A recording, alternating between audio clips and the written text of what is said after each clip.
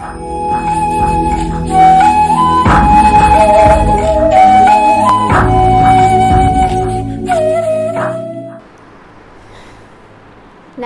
जी सभी को। आज मैं ले आई हूँ अपना अगला lecture Maxwell Boltzmann statistical physics के ऊपर। इसी सीरीज़ के एपिसोड नंबर 2 के पिछले 2 लेक्चर्स के अंदर हमने फेज स्पेस की डिस्कशन की, अवेलेबल वॉल्यूम की डिस्कशन की। उसके बाद हमने बात की कि distribution law of Maxwell Boltzmann statistical physics कि कितनी सेल्स में कितने पार्टिकल्स आएंगे। कि मान लीजिए कि एक वही मैं कहूँ कि you are watering the plants, वहाँ पे आपने बहुत ज़्यादा पानी शावरिंग कर दी है और वहाँ पे मॉइस्चर हो गया है और वहाँ पे कितने पार्टिकल्स प्रेजेंट हो सकते हैं, और आप जहाँ पे खड़े हुए हैं किसी दूसरे रूम के अंदर वेयर एयर इज ड्राई, वहाँ पे कितने पार्टिकल्स हो सकते हैं। Still we were doing only number of particles in a space, किसी एक रीजन के अंदर कितने पार्टिकल्स प्रेजेंट होंगे। So today we are going to discuss कि उन पार्टिकल्स की स्पीड कितनी होगी, उन पार्टिकल्स की एनर्जी कितनी होगी। So this is one of the most important topics from examination point of view for graduation students. आप लोगों के एग्जामिनेशन में energy distribution, velocity distribution 90% chances होते हैं इस टॉपिक के किसी ना किसी फॉर्म में एग्जामिनेशन के अंदर अपीयर होने के। सो ध्यान से देखिएगा। So we are going to discuss Maxwell Boltzmann law of distribution of molecular speeds, कि मॉलिक्यूल्स में स्पीड किस तरीके से डिस्ट्रीब्यूट होती है। या मैं कहूँ कि जैसे सपोज मैं यहाँ खड़ी हूँ, फ़ैन चल रहा है ऊपर, जहाँ फ़ैन चल रहा है वहाँ पार्टिकल्स बहुत ज़्यादा स्पीड से इधर उधर मूवमेंट कर रहे हैं, और यहाँ नीचे जहाँ पे मैं हूँ यहाँ पे पार्टिकल्स की speed as compare to those particles बहुत कम होगी। अब किस तरीके से ये स्पीड डिस्ट्रीब्यूट हुई है, वहाँ पे ज़्यादा क्यों है, यहाँ पे कम क्यों है, and how do we be able to calculate, how do we calculate these values that we are going to discuss today इसके अंदर। तो देखिए ये जो टॉपिक है मैं ये कह सकती हूँ कि एग्जामिनेशन में अगर आपको आ गया तो आपको in the continuation of Maxwell Boltzmann distribution law attempt करना होता है। You will first right assumptions, वही की वही जो हमने पिछले लेक्चर के अंदर जो 6-7 अजम्पशंस लिखी थी वो सारी अजम्पशंस, फिर आपको वही NI/GI इसको डिराइव करना है। तो उसके बाद जो नेक्स्ट स्टेप हमारा है कि जो हमारा डिस्ट्रीब्यूशन लॉ आया था, याद कीजिए, that was NI is equal to GI upon e⁻⁴ alpha plus beta UI, ये आया था। मतलब अगर मैं इसको GI को इधर ले जाऊँ, NI/GI ऑक्यूपेशन इंडेक्स हम लोगों ने फाइंड आउट किया था। So this is 1/e⁻⁴ alpha plus beta UI। So it is clear कि जब तक ये अल्फा और बीटा हम यहाँ पे पुट नहीं करा लेते तो ये नंबर ऑफ पार्टिकल्स की जो डिस्ट्रीब्यूशन है दैट इज इनकम्प्लीट। तो मुझे अब इसको पुट करवाना होगा। अब ये बेसिकली फंक्शन किस चीज़ का है, देखिए ये जो n है किस चीज़ का फंक्शन है, this is number of cells, ये एक नंबर है E, उसके बाद अल्फा और बीटा लैग्रेंजियन मल्टीप्लायर्स है, मुझे इनकी वैल्यूज अभी पता नहीं है, तो बचा क्या U। इट मीन्स ये n इस एक्सप्रेशन के अंदर this is function of energy. So I can write it in general, मैं इसको क्या लिख सकती हूँ, NU, नंबर ऑफ पार्टिकल्स, किसका फंक्शन है ये, एनर्जी का। This can be written as GU, ये भी किसका फंक्शन हो जाएगा, एनर्जी का, e⁻⁴ alpha plus beta U। क्योंकि यहाँ पे देखने से हमें लग रहा था कि ये जो G है दिस मस्ट बी कांस्टेंट, लेकिन जितनी एनर्जीज आप लेंगे, जितनी एनर्जीज आप डिस्ट्रीब्यूट करेंगे, ये तो आपके ऊपर ही है कि आपको कितनी सेल्स डिवाइड करनी है। So on the basis of energy आप चाहें तो अपनी number of cells increase decrease कर सकते हैं। So this will depend on energy, की कितनी एनर्जी है। तो ये भी मैं कहूँगी कि एनर्जी फंक्शन किसका है, एनर्जी का। तो इसी एक्सप्रेशन को I can write NU is equal to GU e⁻⁻ alpha and e⁻⁻ beta U। ऊपर ले गई मैं इसको, नेगेटिव आ गई power, minus alpha minus beta मैंने सेग्रीगेट कर दिया, तोड़ दिया, क्योंकि हमें पता है इकट्ठी चीज़ स्टडी करनी हमें बहुत डिफिकल्ट लगती है, तोड़ तोड़ के काम करना बहुत ईजी लगता है। That is reductionism. फिजिक्स के अंदर एक रिडक्शनिज्म अप्रोच है। आप लोगों ने कभी किसी छोटे बच्चे को खेलते देखा है? डेफिनेटली देखा होगा, सबने देखा होगा। आप लोग उनको टॉयज़ ला कर देते हैं, कुछ भी ला कर देते हैं, 2 मिनट 5 मिनट हार्डली, इतनी देर खेलेंगे, उसके बाद क्या करते हैं, तहस नहस सब कुछ ख़त्म। मतलब वो उसको उसके टुकड़े टुकड़े कर देते हैं, उस चीज़ को तोड़ देते हैं। Actually what do they want to know is कि ये चीज़ क्या है, कैसे बनी हुई है, what is its composition, what is its construction. तो उनके अंदर वो क्यूरियोसिटी होती है जिसका आंसर फाइंड आउट करने के लिए दे डू दैट। तो एग्जैक्टली सेम तरीका हम करेंगे, हम तोड़ देंगे। तो मैंने क्या किया, इसको दो टर्म्स के अंदर इसको ब्रेक कर दिया। अब इस u को, एनर्जी की टर्म को मैं इसको मोमेंटम की फॉर्म में लेके जाना चाहती हूँ, because I want and my answer in the terms of velocity. और वो एनर्जी से मेरे पास कहाँ आ जाएगा, पहले मैं मोमेंटम पे आऊँगी कि कितनी मोशन है पार्टिकल्स के अंदर, उसके बाद मैं वेलोसिटीज़ वगैरह की बात जो है वो करूँगी। अब हम लोगों को ये पता है कि जो मोमेंटम है, लेट अस सपोज मैं इसको कह देती हूँ इक्वेशन नंबर 1, ताकि डील करना ईजी हो जाए। तो जो मोमेंटम है मैथमेटिकली, क्वांटिटी ऑफ मोशन जो है उसको मैथमेटिकली हम एक्सप्रेस करते हैं mass into velocity. So m into v हो जाएगा। We know that p is equal to m into v होता है, और हमें ये भी पता है u क्या होता है, m into v square. We need inter relationship between these two parameters, हमें इन दोनों के अंदर इंटर रिलेशनशिप चाहिए। आप कहेंगे ये आप क्या झूले से देने लग गए हैं, लेकिन इंटर रिलेशनशिप के लिए हमें क्या करना है, you will multiply this term by mass and divide this term by mass. अगर मैं इसको मास से ही मल्टीप्लाई कर दूं, मास से डिवाइड कर दूं, कोई फर्क नहीं पड़ेगा, मैंने क्या बिगाड़ा इसका, m square v square upon m। तो ये जो टर्म है देखिए p is equal to m into v, this will become p square by m, और I can say u can be written as p square by 2m। मुझे चाहिए था momentum, इस u को हम यहाँ पे इस एक्सप्रेशन के अंदर रिप्लेस कर देंगे with p square by 2m। तो ये जो एक्सप्रेशन है इसको आप लोग पुट करवा दीजिए क्वेश्चन नंबर 1 के अंदर। So you will gate n। देखिए ये वाला जो ब्रैकेट में u है, दिस डिनोट्स कि ये फंक्शन किसका है, u का।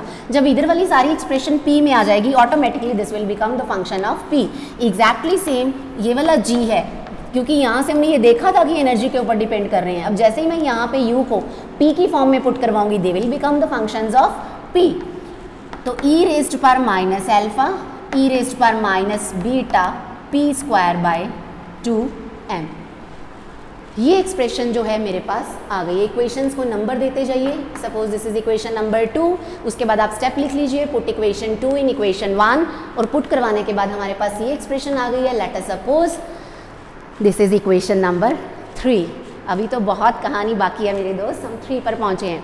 ये आया है हमारे पास नंबर ऑफ पार्टिकल्स, कौन से, जो कि फंक्शन p के ऊपर डिपेंड कर रहे हैं, जिनके पास मोमेंटम क्या है, p मोमेंटम है।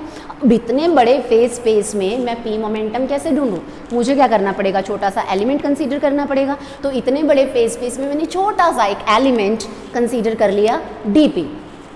उस dp के अंदर नंबर ऑफ पार्टिकल्स कितने हो जाएंगे, those will become np।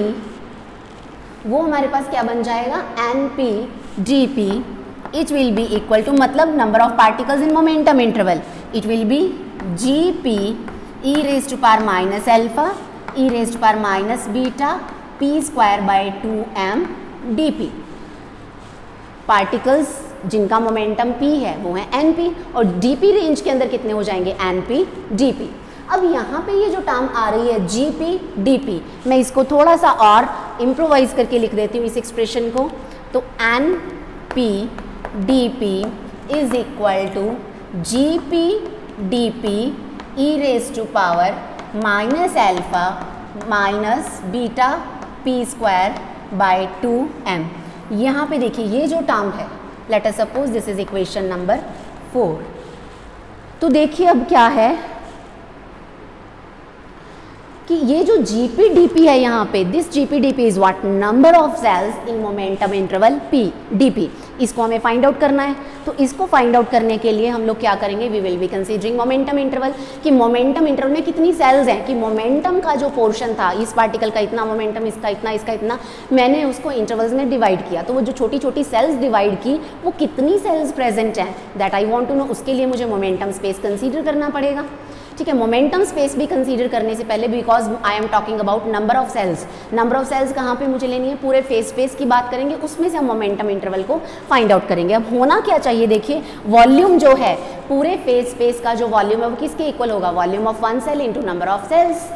Volume of phase space, इस GP/dP को हम फाइंड आउट करना चाहते हैं। Volume of phase space is equal to volume of one cell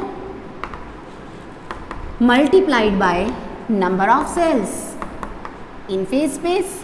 अब हमें इंटरवल की बात करनी है तो बिल्कुल वैसे ही हम करेंगे। सो नंबर ऑफ सेल्स यहाँ पे किसके इक्वल हो जाएगा, ये इधर आके डिवाइड हो जाएगी term, volume of phase space, volume of phase space divided by volume of one cell, volume of one cell. अब जो वॉल्यूम ऑफ फेज स्पेस है ये कितना होता है, पहले मैं नंबर ऑफ सेल्स की बात करूं, number of cells gp dp छोटे से इंटरवल के अंदर। अब यहाँ पे volume of phase space, volume of position space and volume of momentum space, so it will be dx dy dz, volume integral and volume integral dpx dpy dpz divided by volume of one cell. First article के अंदर हमने बात की, it was h cube. तो gp dp की value हमारे पास क्या आ गई है, dx dy dz। ये देखिए ये पोजीशन स्पेस है, पोजीशन स्पेस का वॉल्यूम कितना होता है v, तो इसको मैं क्या लिख सकती हूँ, v volume integral dpx dpy dpz upon h cube. अब ये वाली जो वैल्यू आई मेरे पास जीपी डीपी की, लेट अस सपोज हम इसको पुट कर देते हैं इन इक्वेशन नंबर 4, तो वहाँ से हमारे पास क्या आ जाएगा, जीपी डीपी की वैल्यू आ जाएगी। तो late me erase this one, धीरे धीरे इक्वेशंस इरेज करूंगी मैं क्योंकि बहुत ज़रूरत पड़ने वाली है इनकी हमें ओवर एंड ओवर अगेन। तो देखिए जीपी डीपी ये वाली जो वैल्यू है ये हमें कहाँ पुट करवानी है, एनपी डीपी के अंदर। पहले देखिए वैल्यू क्या है v, अब ये जो है dpx dpy dpz अभी वैल्यू आई नहीं है, जब तक ये वैल्यू नहीं आएगी तब तक हम कैसे पुट कराएंगे, पूरी बाबा ये क्या हुआ, अब करना तो पड़ेगा इस फैक्टर को, मोमेंटम स्पेस का वॉल्यूम, तो मोमेंटम स्पेस कंसीडर करना पड़ेगा हमें। अब मोमेंटम स्पेस करने के लिए मैंने क्या किया, I have considered a momentum space जिसमें कोऑर्डिनेट्स px py pz। अब पूरे का वॉल्यूम कैसे कंसीडर करूं मैं, मुझे तो छोटा सा एक इंटरवल चाहिए dp, उसका वॉल्यूम लेना है। तो मैंने क्या किया, इसके अंदर एक सिमेट्रिकल शेप में एक स्फेरिकल शेल कंसीडर कर ली, जिसका ये जो इनर रेडियस है this is p and outer radius is p plus dp। In short ये जो थिकनेस है दैट इज dp। और मुझे क्या कंसीडर करना है, मुझे सिर्फ ये रीजन, बहुत छोटा सा एक एलिमेंट्री पोर्शन मैंने यहाँ पे कंसीडर किया है, यहाँ मुझे देखना है कि इसका वॉल्यूम कितना होगा। आपके पास दो तरीके हैं, देखिए ये स्फीयर की इक्वेशन बन रही है एंड यू नो अगला स्टेप यहाँ पुट करवाना है, तो मैं इस इक्वेशन को इरेज कर सकती हूँ। तो अब देखिए एक लाइन ड्रॉ कर दूं ताकि सेपरेशन बनी रहे। अब देखिए इसकी वैल्यू चाहिए हमें, dpx dpy dpz, इसके लिए हमने मोमेंटम स्पेस लिया, हमें पता है this is becoming a sphere, px square py square pz square is equal to p square. तो इस शेल का वॉल्यूम लेने के लिए आप लोग क्या कर सकते हैं, आउटर स्फीयर का वॉल्यूम माइनस इनर स्फीयर का वॉल्यूम, 4/3 पाई आर क्यूब की जगह आउटर का क्या आ जाएगा, p plus d p cube minus 4/3 pi p cube. फिर आप उस पर फॉर्मूला लगाइए a plus b whole cube का, फिर उसको सॉल्व कीजिए and you will get the answer. Otherwise एक सीधा सीधा तरीका होता है किसी भी शेल का वॉल्यूम फाइंड आउट करने का, क्या तरीका होता है, एरिया इनटू थिकनेस। तो इसका वॉल्यूम मुझे लेना है शेल का, ये क्या हो जाएगा, इस शेल का एरिया। शेल क्या है, स्फेरिकल शेल है और इसका इनर रेडियस कितना है, p, so it is 4 pi p square is area into its thickness is dp। चाहे तो आप external volume minus internal volume करके वॉल्यूम फाइंड आउट कर लीजिए, अदरवाइज शेल का वॉल्यूम क्या होता है, एरिया इंटू थिकनेस। एरिया हो गया 4 pi p स्क्वायर, थिकनेस हो गई dp, तो मेरे पास इस फैक्टर की वैल्यू आ गई, यहाँ मैं पुट करवा दूंगी।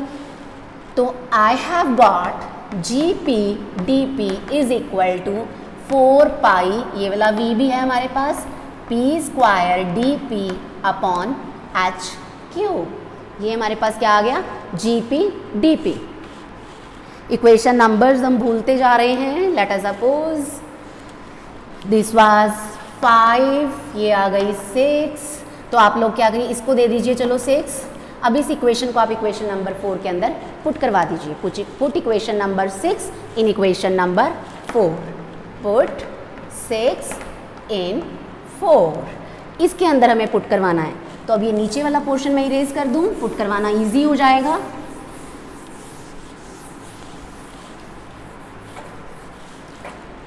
तो देखिए हमारे पास अब क्या आ जाएगा, एन पी डी पी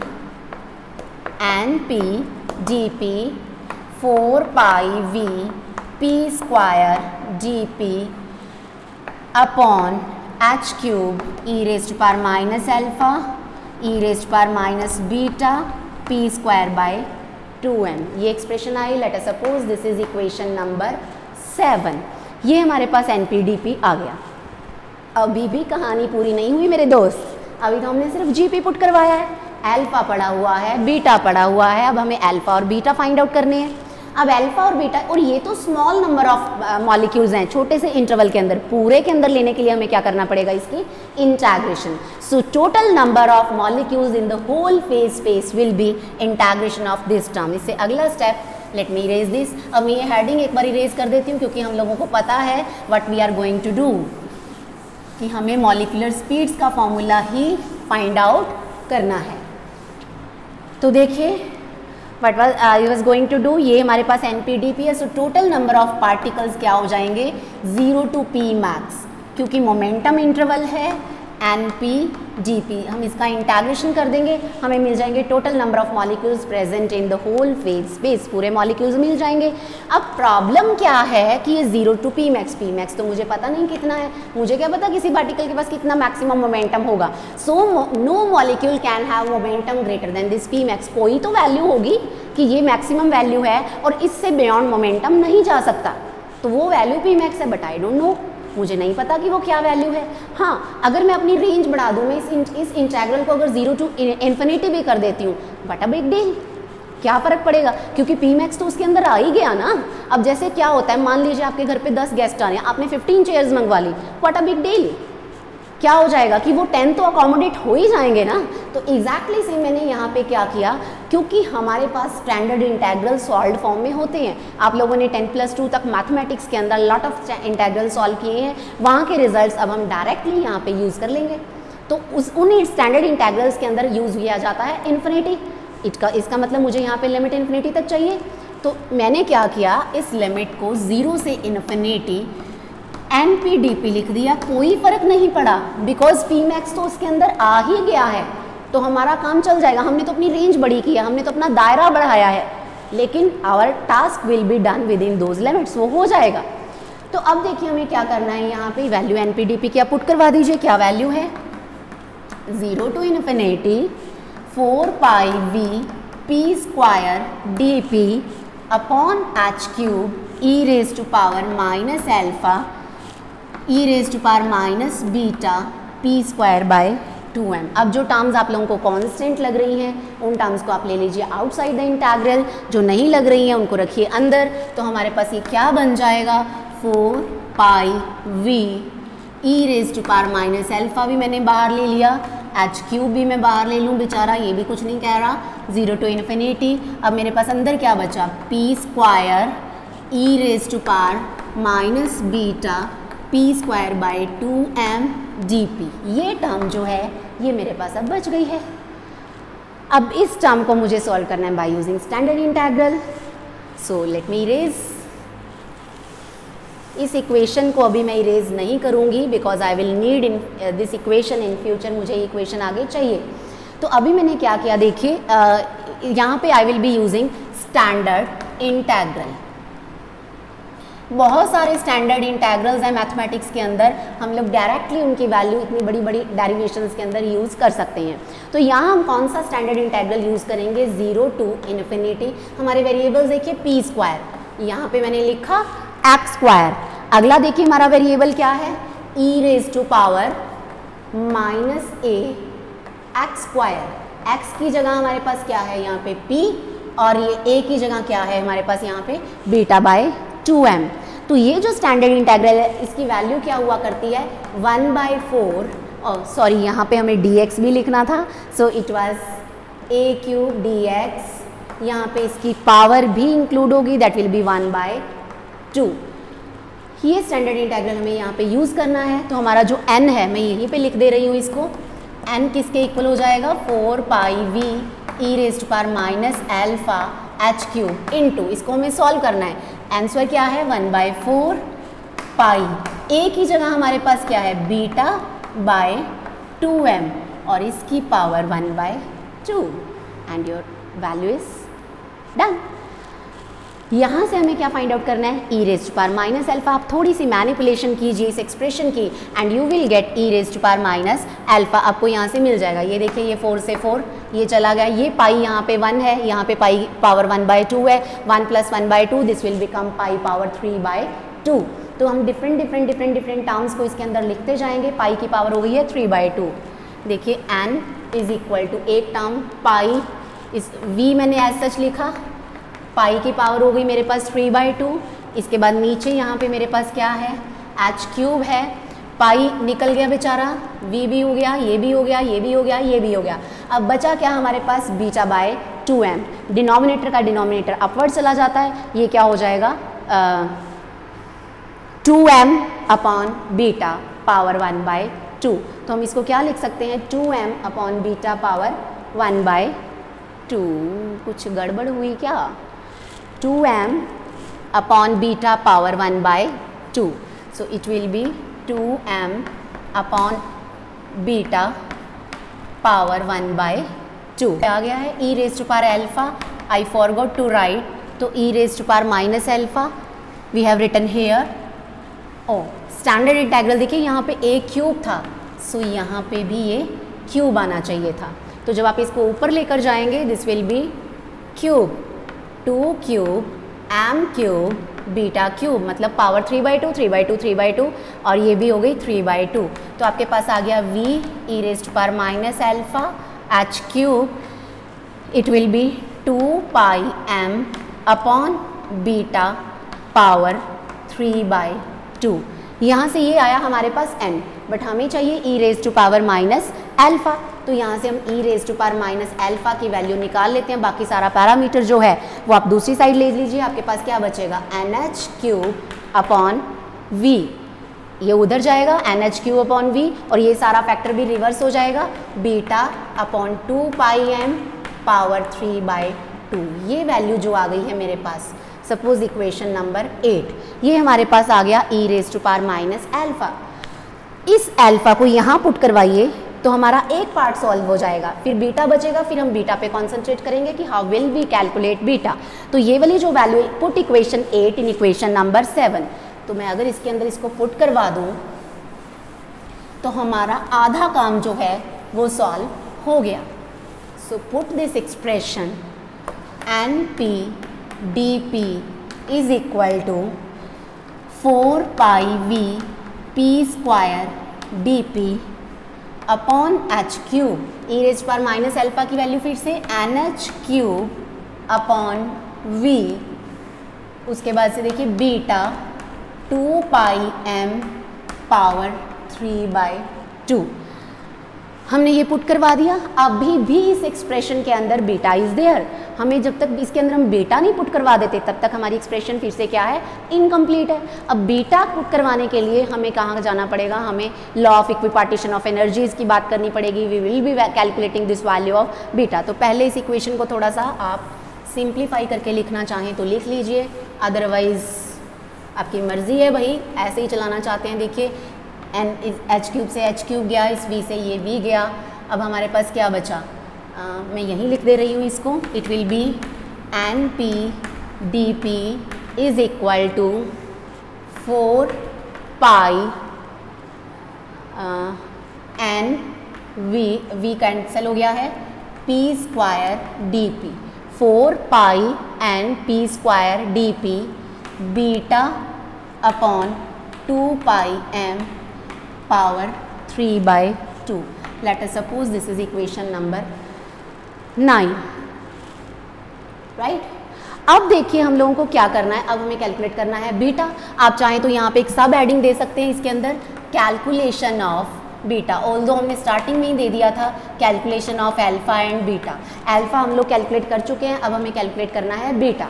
तो बीटा के लिए देखिए फिर से मैं अपनी जो एनर्जी की एक्सप्रेशन है इसके अंदर थोड़े आई वांट टू मोमेंटम की एक्सप्रेशन को मैं वापस अपनी एनर्जी की एक्सप्रेशन में लेके जाना चाहूँगी, क्योंकि हमें जो अभी पीछे हमने काम किया e raise to power minus alpha calculate करने के लिए मोमेंटम स्पेस में शिफ्ट होना पड़ा था। अब मोमेंटम स्पेस के साथ हमारा काम हो गया है। अब ये मोमेंटम स्पेस हमें कह रहा है कि जाओ भैया वापस जाओ अपनी उसी एक्सप्रेशन में जहाँ से तुम आए थे। Means we want the expression in terms of energy, तो वापस वही एक्सप्रेशन हम यूज़ करेंगे, u is equal to p square by 2m, हमें पता है ये होता है p square is equal to 2mu, हमें ये भी पता है ये होता है। यहाँ पे पुट करवाने के लिए हमें पी स्क्वायर चाहिए और हमें dp चाहिए।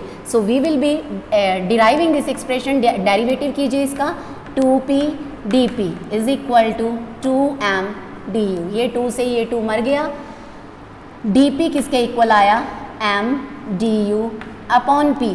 अब ये p को फिर से u की टर्म में पुट करवाना पड़ेगा, p इज 2mu, स्क्वायर है तो √2mu, m du upon √2mu। ये जो वैल्यू है p और dp, ये हम पुट करवा देते हैं अपनी इक्वेशन नंबर 9 के अंदर। तो हमारी एक्सप्रेशन जो बन जाएगी वो हो जाएगा in the terms of energy.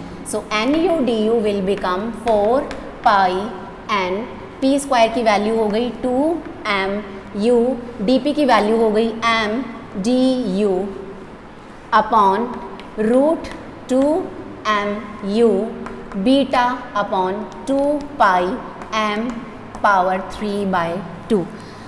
तो देखिए ये एक्सप्रेशन हमारे पास आ गई है। अब इस एक्सप्रेशन को आप चाहें तो इंडिविजुअलाइज कर सकते हैं, छोटा छोटा इन टर्म्स को कर सकते हैं। देखिए कैसे करेंगे हम।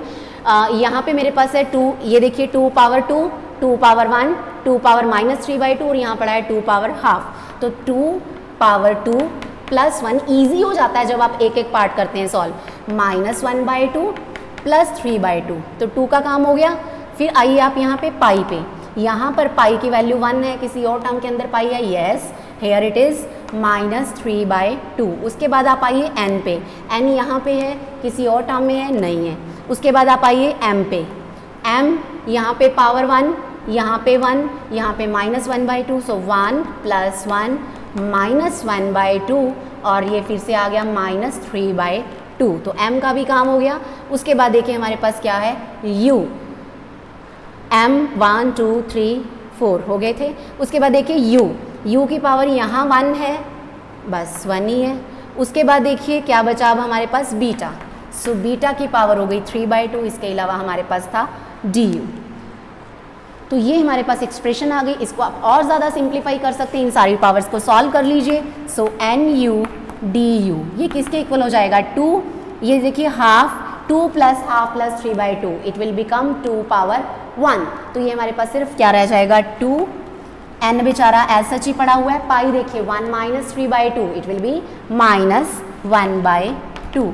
तो पाई की पावर आ गई -1/2। उसके बाद देखिए u, यहाँ पे देखिए u हमने यहाँ 1 लिखा या -1/2, तो यहाँ गड़बड़ कर गए हम, छोटी छोटी mistakes you can cover up. उसके बाद देखिए आ जाता है मास 1 + 1 2, -हाफ -3/2। तो ये जो मास बनेगा इस एक्सप्रेशन के अंदर, ये बेचारा निस्तनबूत हो गया लगता है मुझे, 2 माइनस, तो यहाँ से भी देखिए हमारे पास -2 ही बनेगा। सो इसकी पावर हो गई 0, इसका पोर्शन हो गया ख़त्म। उसके बाद आप शिफ्ट कीजिए u के ऊपर, u इज़ 1 - हाफ, तो ये क्या आ जाएगा, हाफ, u पावर हाफ। उसके बाद हमारे पास क्या है, बीटा, तो बीटा पावर 3/2। ये हमारे पास एक्सप्रेशन जो है वो चलती आ रही है। तो u पावर बीटा पावर 3/2। तो ये एक्सप्रेशन जो है हमारे पास आ चुकी है। कहीं कोई गड़बड़ है तो अभी भी देख लीजिएगा, is there any mistake, yes, पीछे से ही एक बहुत बड़ी गड़बड़ चलती आ रही है, आप लोगों ने ध्यान नहीं दिया, मैंने भी नहीं दिया। e⁻² -u बीटा हमने कहीं पे भी नहीं लिखा, p²/2m पिछली एक्सप्रेशन से ही चला आ रहा था।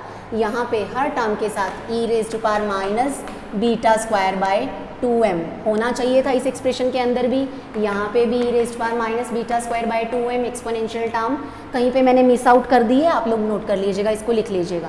तो इस एक्सप्रेशन के साथ भी यहाँ पे e⁻² β² चलेगा, तो यहाँ पे भी e⁻² β² u रहेगा यहाँ पे।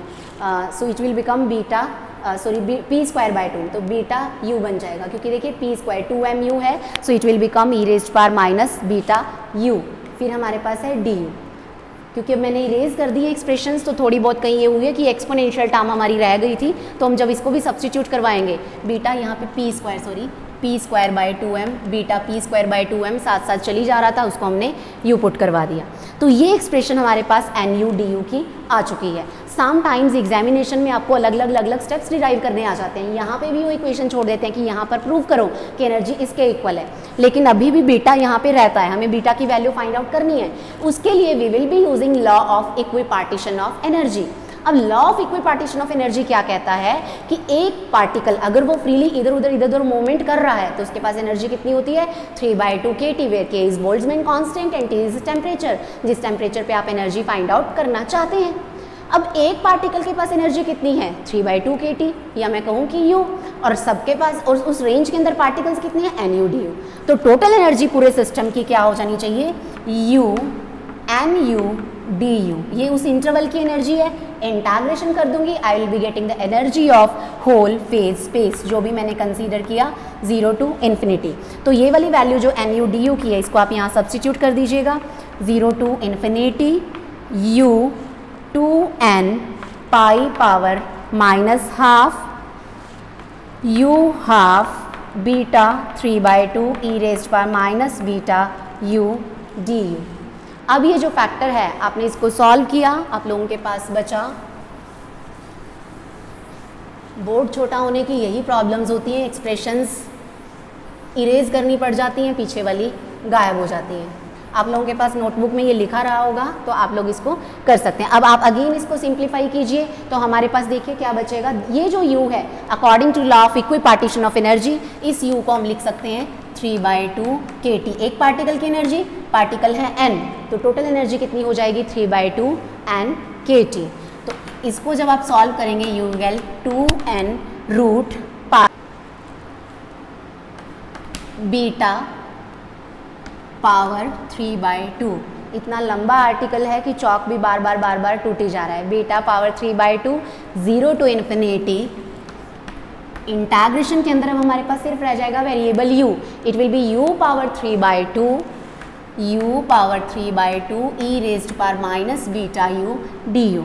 जब आप इसको सॉल्व करेंगे यही टर्म बचेगी, 2n हमने बाहर ले लिया, पाई -½ इसको लिख लिया, बीटा 3/2 ये भी हमने बाहर ले लिया, 0 to ∞, एक U ये रहा 1, ये रहा 1/2, इसको 3/2 लिख लिया, e⁻⁻βU/DU। अब आप लोगों को समझ आ रहा होगा कि we can use standard integral here. तो now we will be using standard integral. तो वो स्टैंडर्ड इंटेग्रल अब कौन सा होगा, 0 to ∞ x power 3/2 e⁻⁻x dx। आप लोगों को ये स्टैंडर्ड इंटेग्रल जरूर लर्न करने पड़ेंगे कि इनकी वैल्यूज़ क्या होंगी। It will B 3/4a² and with in bracket आपको लिखना है अगेन π/a। ये π/a की टर्म हमेशा रहती है किसी ना किसी फॉर्म के अंदर, इन सब के अंदर। तो ये जो हमारे पास आ गया ये इसका सोल्यूशन है, इसको यहाँ पर इम्प्लीमेंट कीजिए। 3/2 kT n is equal to 2n root pi beta power 3/2 into 3/4a। a की जगह हमारे पास क्या है beta, so it will be beta square π/बीटा पावर ½ ये सिंपल सी एक्सप्रेशन अब बन चुकी है। इस एक्सप्रेशन को आप थोड़ी बहुत मैनिपुलेशंस है यू कैन डू।